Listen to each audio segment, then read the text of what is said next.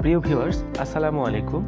আজ আমি হাজির হয়েছি শীতের সবজি ফুলকপি ও টমেটোর নিরামিষ তরকারির রেসিপি নিয়ে।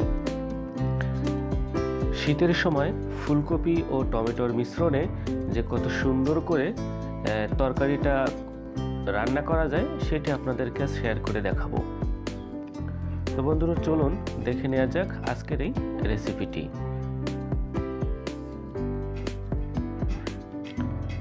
শুরুতে আমি এখানে ফুলকপি নিয়েছি 1 পিস। সেটাকে সুন্দর করে ধুয়ে কিন্তু আপনাদের সামনে নিয়েছি। তো এটার ফুলকপির ডাটা সহকারে আমি একটু লম্বা করে কেটে নিয়েছি।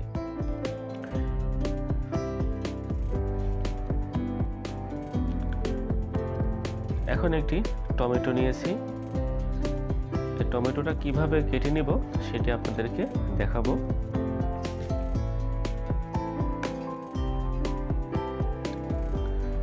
দেখতে পাচ্ছেন বন্ধুরা, আমি প্রথমে মাছ বরাবর টমেটোকে কেটে নিয়েছি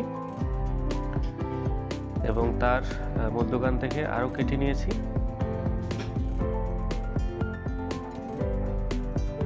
টোটাল একটি টমেটো থেকে আমি 8 পিস করেছি। বেশি ছোট করা যাবে না, লম্বা করেই এই সাইজে কিন্তু কেটে নিতে হবে। এখন আমি পাতিলের উপরে পর্যাপ্ত পরিমাণ পানি দিয়ে দিচ্ছি। ফুলকপিটা হালকা গরম করে নিব।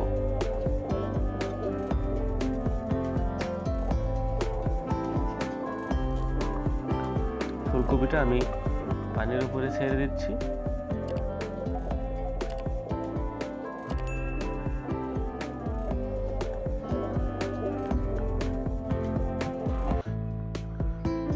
সকল ফুলকপিগুলো পানিতে আমি ডুবিয়ে দিচ্ছি।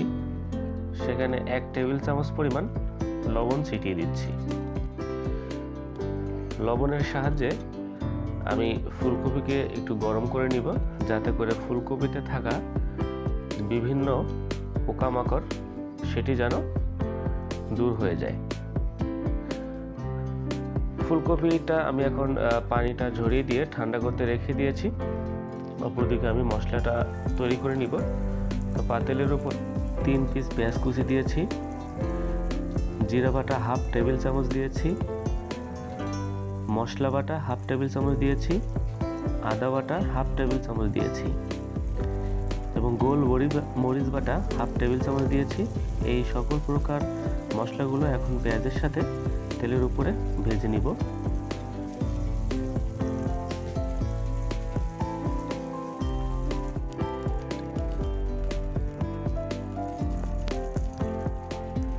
মিনিট 2 পরে আমি এখানে শুকনো মরিচের গুঁড়া 1 টেবিল চামচ দিয়েছি, হলুদের গুঁড়া 1 টেবিল চামচ পরিমাণ দিয়েছি।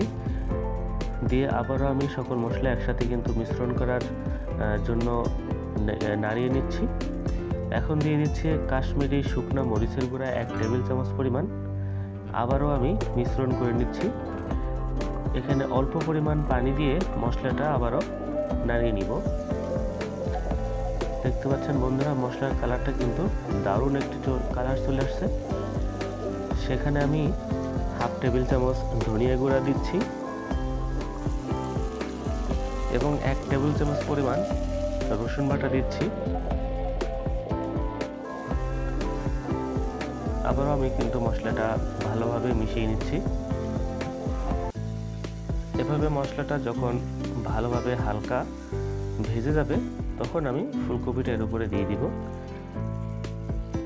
কিছুক্ষণ পরে, অর্থাৎ আপনার যখন মশলাটা লেগে যাবে দেখবেন, তখন এখানে অল্প পরিমাণ পানি দিয়ে মশলাটা ভালো করে ভেজে নেবেন। এখন আমি সে ধুয়ে রাখা পরিষ্কার ফুলকপিগুলো মশলার উপরে দিয়ে দিচ্ছি এবং সকল মশলা এই ফুলকপির সাথে মিশ্রণ করার জন্য ভালোভাবে নাড়িয়ে নিচ্ছি।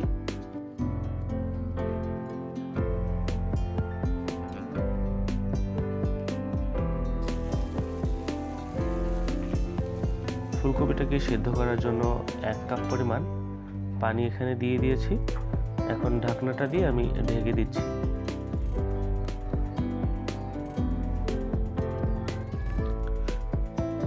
দেখুন বন্ধুরা, 10 মিনিট পরে ঢাকনাটা তুলে আমি এখানে স্বাদ মতো লবণ দিয়ে দিচ্ছি।